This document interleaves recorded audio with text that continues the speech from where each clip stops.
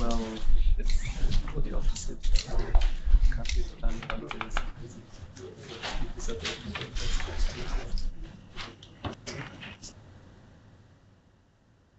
working.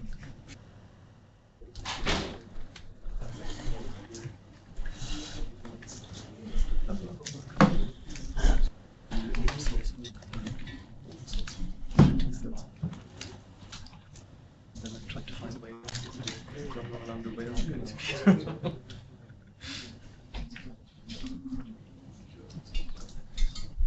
I help make open frame. Guess it's time. I'm Hans-Kristian. It's great to be here. I think I've given a talk every year at Vulkanised or Dev Days. I should get a veteran badge or something now. This talk's going to be about SPIR-V-Cross, which is a tool I'm developing. It's called Taking SPIR-V to a Next Level, but I realize that's probably a vague title. So, how many have heard about SPIR-V-Cross? Oh, that's pretty good. How many have tried it? How many are shipping it in some way? Nice. Okay, so if you don't know what it is, it's a tool that allows you to cross-compile SPIR-V shader code to all the things, like Metal, HLSL, GLSL, all the various flavors and dialects of these languages. And it also does reflection to some degree, but that's a kind of simple thing to do. It's on GitHub, it's a Kronos-hosted project, and it's pretty good to be maintaining it. So I actually gave a talk about this topic last year, which was called The War Stories, which was a long-form rant where I talked about all the stupid things sharing languages can do. And especially Metal is very fun to rant about. I'm not trying to repeat that talk, so you can see the recording on YouTube. I think it's on YouTube. Lots of technical detail. I'm not trying to repeat that. I'm trying to be a little bit more high level this time around, because a lot of interesting things have happened. So some things that happened was that I went independent, partly to work on SPIR-V-Cross. It's now funded by Valve, so I can be benevolent dictator for life. Yeah. That's great. That basically means I'm committed to keep working on this indefinitely, as long as there are users and people file bugs and issues. So the gist of it is that we want to compile to SPIR-V in some way. And if you have an engine, you need to, at least for Vulkan, you need to get to SPIR-V in some way. What I'm trying to argue is that you can use SPIR-V for way more than you would normally use it for.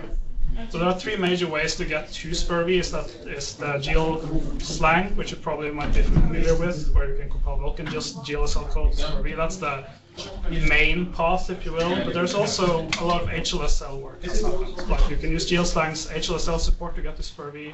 You can also use the Microsoft DXT compiler, which does not supports DX12 like the new bytecode format, but it can also target SPIR-V thanks to Google's efforts.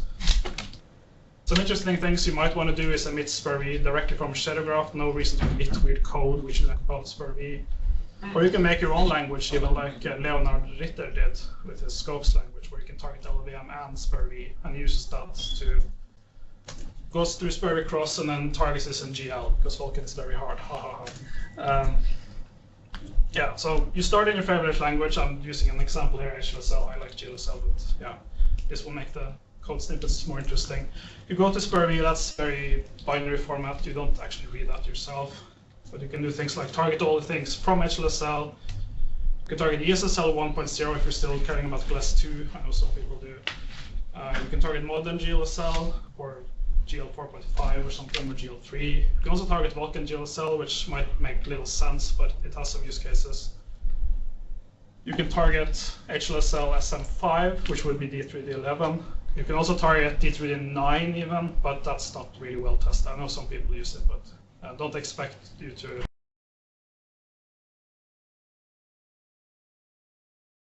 D3, D9. And last but not least, there is Metal support. Metal is a fun language.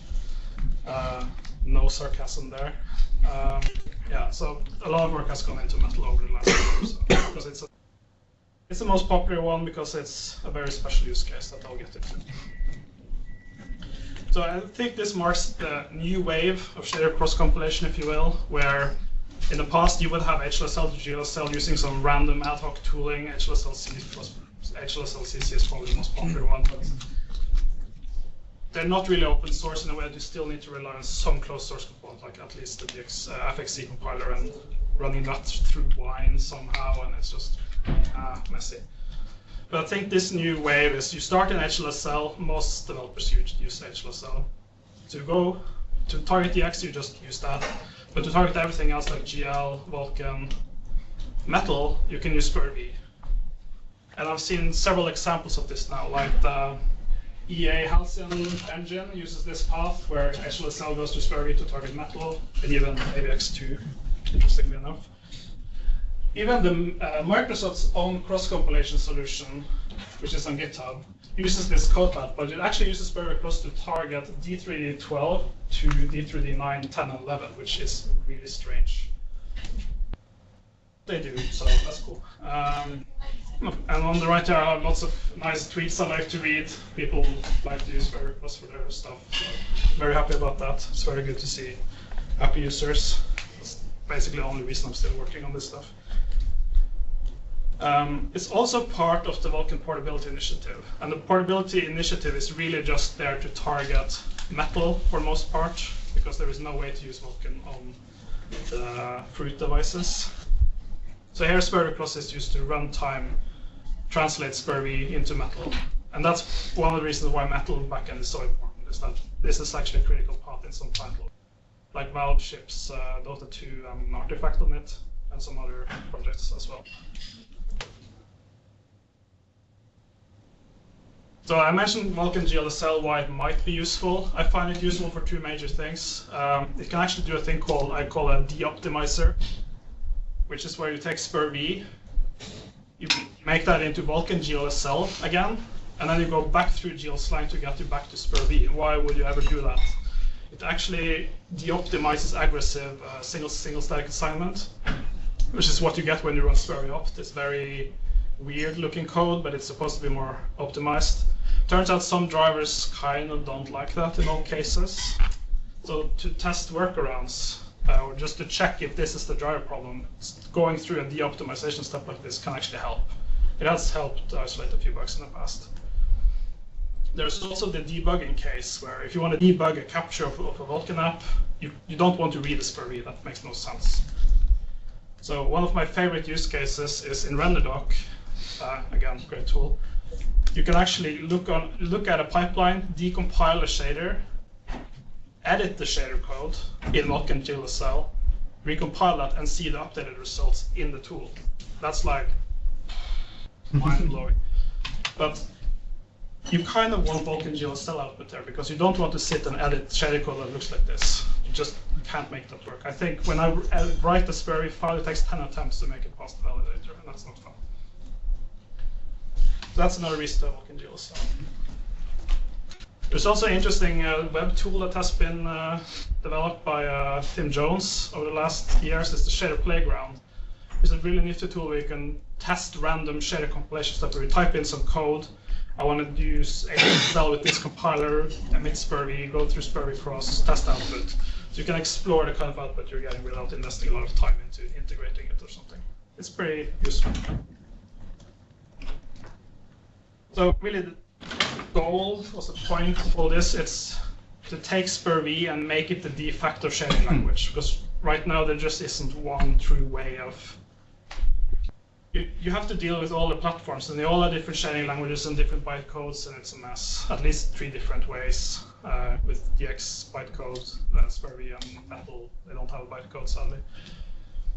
But this is all super tedious. It's painful. Everyone who has tried to do this has come up with a different solution with different problems. So I think SPIR-V is in the right place where it can serve as the standard shading language for even all of these platforms that don't natively support SPIR-V. And that's what SPIR-V-Cross is trying to solve, is to bridge the gap to all the other platforms and make SPIR-V all the things. And by widening the use of SPIR-V, we also get better validation, we get better optimizers, better GLSL, HLSL compilers, maybe even new languages to fix all the bugs I've been ranting about. It also encourages new tooling even, because if SPIR-V becomes the standard, then new tooling will pop up that's needed. That's good. So this is kind of a meta thing. As a kind of a maintainer of an open source project, it's kind of something I want to talk about because I have a very specific philosophy when it comes to how to deal with open source projects. And tools like SPIR-V-Cross, they're never going to be perfect, because cross-compilation is a big hack, and it's just impossible to be 100% completely perfect. There will never be a point where you can say, yeah, this will work forever, final version, I can go die outside the clip now. That's never going to happen, because there will always be new extensions, there will always be extremely obscure edge cases in a certain compiler. Maybe you have to work around a driver bug with SPIR-V-Cross somehow.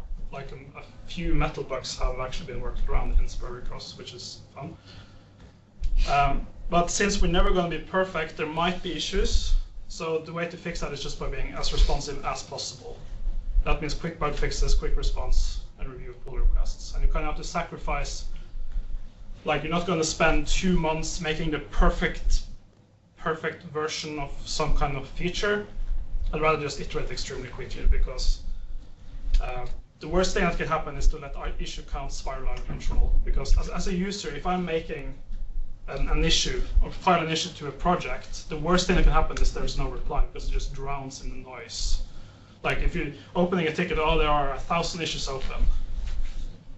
That issue is probably never going to be fixed. And it's to build the trust with users over time that if you file a bug, it will be fixed, or I will look at it. And I think that's really important, because it takes time to make a good issue or a good pull request. And if you see that the maintainer doesn't do it properly, no one is going to spend time on that again, because time is money. Especially for developers who have to desperately ship next month due to a shader bug or something. Yeah, but the good thing about SPIR-V and compilation projects is that it's super easy to reproduce. Here's a SPIR-V, it reproduces 90% of the time, great, we don't fix it. I mean, that's not what happens with games. Play 20 levels into this game and but what I want to get to here is that don't hesitate to file issues or feature requests. Just file as much as you like. Hopefully I have bandwidth to take care of it. I mean, I'm paid after all, so that's fine. Yeah, some statistics, some things these are things I look at all the time and I stress about them. If I see an issue count over 30, I start to stress out. If it's below 20, it's great. Zero open pull requests and 500 closed, that's probably the best statistic ever. And commit over time is pretty solid. I mean, not everyone cares about this stuff, but I think it's actually important. When I look at project, I can tell very easily what's going on. If I see 200 open issues and 300 closed, that's shaky. Or if there are like 20 open pull requests, that's also very shaky. So that's kind of the meta thing I want to get out of the way. This part of the talk is more about the progress that has been made since last year. I can't enumerate everything, but some of the highlights. So in a GLSL backend, that's basically the main backend. It's the one that maps closely to SPIR-V, so it's easy to cross-compile. Well, not really, but it's the easiest one probably. And all the work last year has been to keep up with the latest addition to Vulkan, basically. And there have been lots of new extensions to Vulkan GLSL, which is very important for debugging. If you're trying to debug the new features, you kind of want a cross-compiler to get back to GLSL. So some advances have been really amazing. We finally have 16-bit arithmetic and storage support. So that's in. You can cross-compile that. There's all the subgroup operations. That was probably 500 lines of code. There's the scalar block layout, which is like super niche if you're packing data in a very specific way. There's even buffer reference support, which I added recently. So we can actually have pointers in GLSL now. That's scary. There's also bindless, which is also becoming really popular, and the main thing to take care of there is to deal with the non-uniform EXT qualifier. There's also some advanced vendor extensions. Normally, I don't implement those. I only care about KHR and EXT because they're considered widely used for vendors. Vendor extensions, I kind of want the vendors to do the work for me, and they have done a little bit, which is great. NVIDIA contributed ray tracing support, so you can actually cross-compile ray tracing shaders now. I'm not sure if that actually works, but you want to be. Maybe you could do something crazy like write DXR shaders, get that through DXC to SPIR-V. I don't know. Maybe it works. That would be cool. AMD, I think that was Lou. I think you did that. Yeah, all the AMD specific OpenCL-on-Vulkan extensions, like the barycentric support, the vertex fetch stuff, the fragment mask multi-sample thing. Basically, a whole list of extensions recommended, so you can use that. It's cool. I assume that was for debugging. Yeah. It's nice. And of course, a million small fixes and tweaks, which I don't have time to go through. GLSL backend has been fairly quiet, mostly bug fixes. I assume this is because most developers start in GLSL anyway, so there's very little reason to cross-compile to GLSL. Or it could just be the case that if you're cross-compiling to GLSL, you're probably using very simple shaders. That it turns out you get very few bugs anyways. One big or two big things I still haven't bothered with is geometry shaders and tessellation support. That will be fun. One day. No one has really requested it yet, so except for that one guy who requests everything on every project on GitHub. But, yeah. So if you have an actual use case for this, then do comment on the issues on the tracker. Just give me some priority on it. Otherwise, it might not happen until next year. I don't know. CPU targets is something that is rarely talked about. There was way back in the day, there was a C++ backend where you could actually take SPIR-V, convert it to C++, and run that. I converted some shader toy shaders and made it run on the CPU. That never really went anywhere. There was no clear use case for it. It was really slow. So I kind of consider it deprecated or discontinued now. I don't really care about the backend anymore. It compiles, but that's about it. But Intel picked up the torch here, where they made a fork targeting ISPC, which is, if you don't know, it's kind of a way to auto-vectorize code for you. You write code very similar to a GPU, and it kind of converts that to AVX2. So it actually runs pretty fast, but it's limited to compute. But it's kind of what the Halcyon slide earlier alluded to. I think they're using that fork to target ISPC.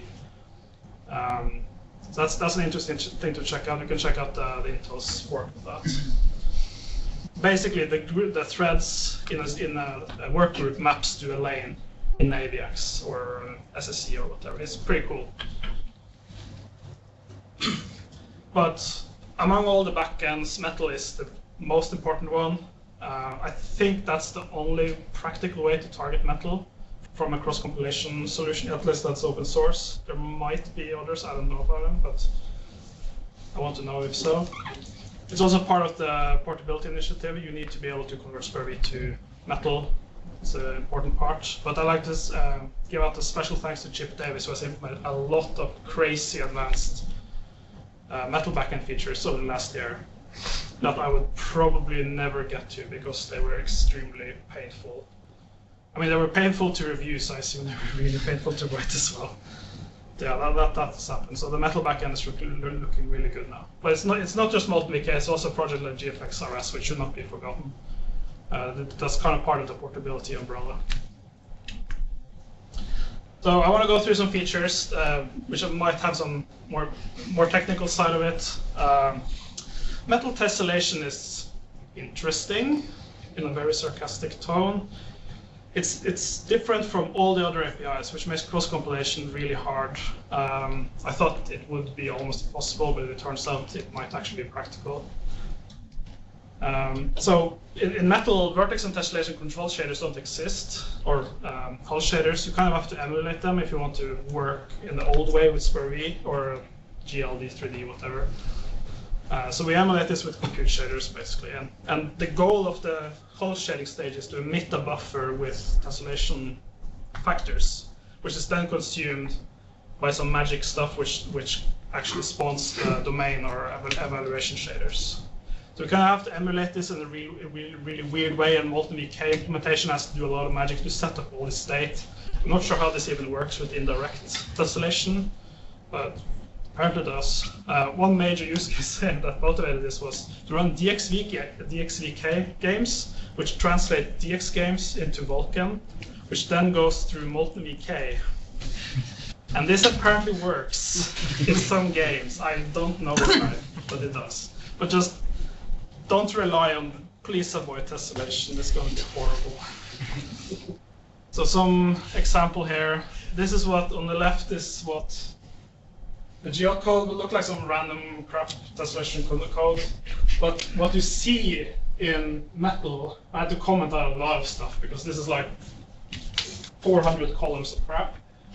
And a lot of weird code that copies data in shared memory to deal properly with how tessellation control shaders work with data input and output. Stay away, stay away. Of course, war stories last year. I need one war story this year. That's ImageView swizzling. So you might know in Vulkan you have this thing called VkImageView where you can specify a swizzle when you're sampling, which is a very useful feature in many cases. Even GLES 3 supports this, but it's not supported in Metal at all. DX12 supports it, Vulkan supports it, GL supports it. It's just Metal, of course.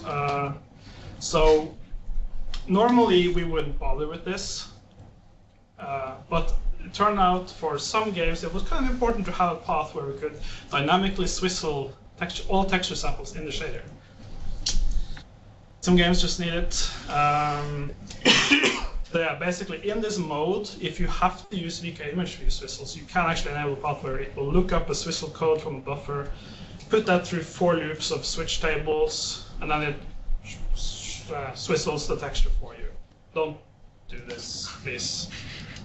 I mean, I kind of wanted to show the code, but it took like 5 slides to show the code. It was just don't, please. It's a sin to show that code.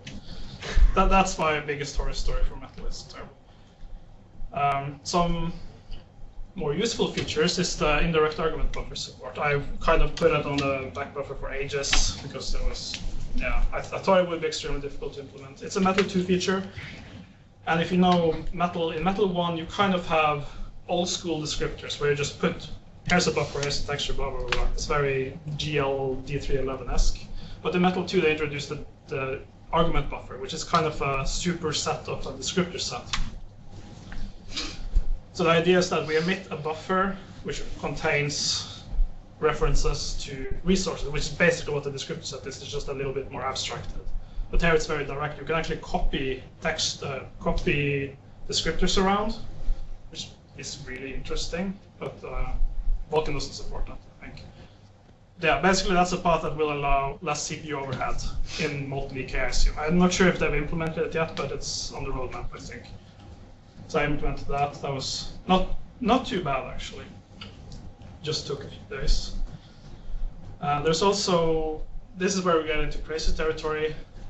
Variable buffers pointers, or variable pointers is a very specific SPIR-V feature. It was introduced to support OpenCL-on-Vulkan, and OpenCL has pointer support, so there's kind of an extremely narrow view of what pointers are in SPIR-V if you are in the shader model. So it's actually possible to decompile that kind of SPIR-V code to Metal that actually has pointers. That's kind of cool. I'm very glad that feature was in before I implemented the buffer reference stuff, because that's basically the same kind of thing, except it's more weird, of course. But here's one of the few examples where Metal is nice and that it's okay. It's a C++ dialect, so you can do stuff like this, where you cannot in GLSL or HLSL. So looking to the future here is that what's going to be the biggest pain points? It's going to be pointers. Because GLSL and HLSL just don't support this. I assume there are going to be lots of crazy minor incremental intrinsics and fixes and minor extensions here and there to sort of inch towards full pointer support in the future, but that's something I'm really not looking forward to support.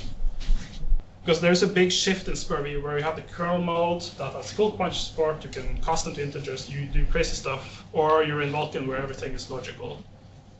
Unless you start enabling various extensions to remove certain restrictions. But yeah, and then there's of course the flexible buffer packing rules that get more and more intricate, where you have the scalar stuff. Well, it's kind of simple in a way, but the original shading languages don't necessarily support that directly. So I still have 8 different cases of buffer packing rules to take care of, and just more work. Maybe someday everything is scalar and everyone will be happy. There's also a new C API. This is more like a maintenance kind of thing. If you try to use the API, you'll know that in C++, there are lots of data structures. The ABI and API are not necessarily stable. I've always intended it to be linked statically in your application, so that's not a problem. But there have been some people who want to use it as a shared library, for example. So I've added the full C API where I commit to a stable API, so that can actually be shipped in a distribution, for example. That should be nice. And languages like Rust is all the rage now, and now you can maybe make a crate out of this. Someone is working on a C# wrapper, for example, that uses the C API. So it's kind of nice to enable SPIR-V-Cross outside just C++.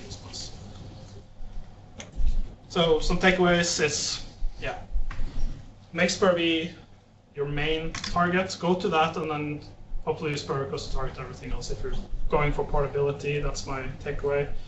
And don't hesitate to file bugs on GitHub. Fixing bugs always takes priority, so if there are bugs, I will drop any future work and work on bugs. You just need a SPIR-V repro case, and if you have a particular sensitive repro case, like, oh, we have this particular game and we can't really give you a SPIR-V publicly, we can arrange that offline. Or well, this emails or someone. That's possible. You can file feature requests. Missing functionality you need, like say, I need very specific features to work on GLSL or Metal, you can file that. But also just random questions and support questions, like how do I use this API? I want to get this particular effect when you cross-compile to Metal or something. So that's stuff I can answer as well. I think that's my talk. Didn't go over time. Yeah, here's some info you can contact me on. Signal to noise ratio on Twitter is pretty high, so you can follow me there. Yeah. Any questions? Yeah, I'll go on. I recently integrated GLSL as a library into my test app to call it directly, and it was a bit of a mess, to be honest. The API was awkward and not very consistent, and it was kind of hard to parse the errors that it threw out when the shader didn't compile. In a machine way, I had to write a bunch of regex to kind of try and extract which file and line number they were pointing at. And I actually saw recently on someone on Twitter making a joke about how all the shader compilers in the world never actually point you at the line where the error actually is. Yeah. So is SPIR-V-Cross better in that regard? Is it easy to use as an API? Does it give consistent error results? Yeah, so the error handling is mostly, well, so there are two kind of failure cases. One is where it finds out I can't support this in my target language. Like you're trying to use a feature that's not possible. In that case, it will report that, like as a text string, but it won't necessarily tell you exactly where, because that might not be possible. I mean, you could maybe say this was the instruction in the SPIR-V stream that failed, but that's not very helpful either. You can't map that back to a line of source code. That would be, maybe it's possible. The other cases where there is a bug where it generates code that it turns out it doesn't compile after all. But that might be a case. Not sure if that answers the question. But generally, error reporting is a big problem. I'm not sure if SPIR-V solves it.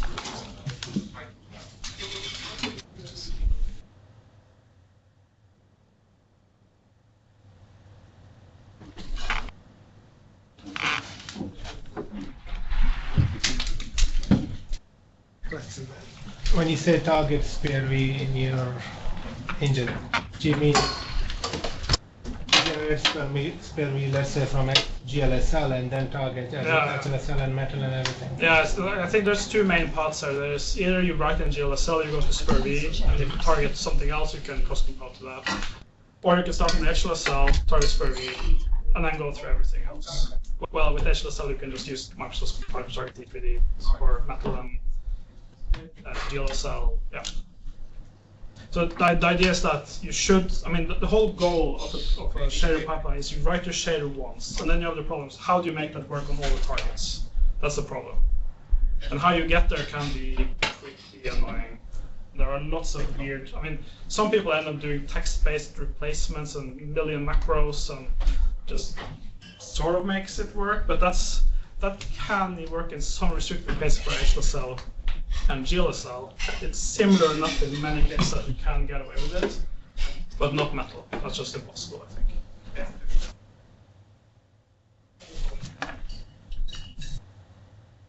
Tessellation shader support you mentioned, that's on all backends or just metal? So tessellation is supported in fully in the GLSL backend. That's pretty easy.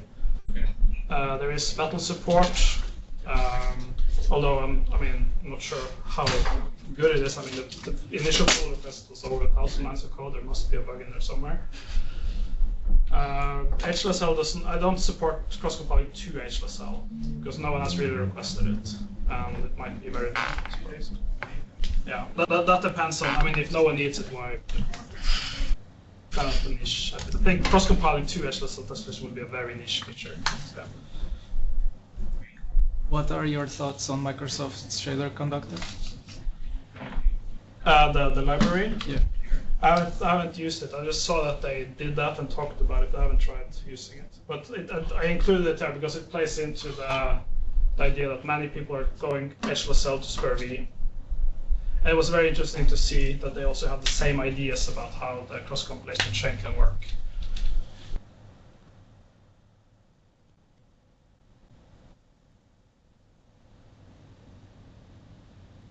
Guess that's it.